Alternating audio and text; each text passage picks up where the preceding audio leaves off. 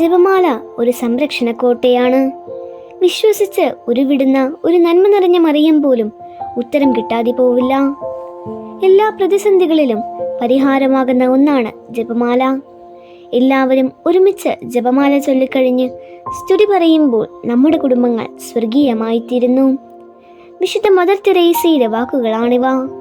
കാനായിലെ കല്യാണ വീട്ടിലെ കുറവ് തിരിച്ചറിഞ്ഞ് അമ്മ മറിയം പ്രിയപുത്രനിലൂടെ ഉടനടി പരിഹരിച്ചതുപോലെ നമ്മുടെ വ്യക്തി ജീവിതത്തിലെ, നമ്മുടെ കുടുംബങ്ങളിലെ കുറവുകളെല്ലാം ദൈവകൃപയാൽ നിറങ്ങളാക്കി മാറ്റപ്പെടാൻ ആഗ്രഹിച്ചുകൊണ്ട് ശക്തിയേറിയ ആയുധമായ ജപമാലയിലൂടെ അമ്മയുടെ മാധ്യസ്ഥം യാചിച്ച് അനുഗ്രഹം പ്രാപിക്കാം.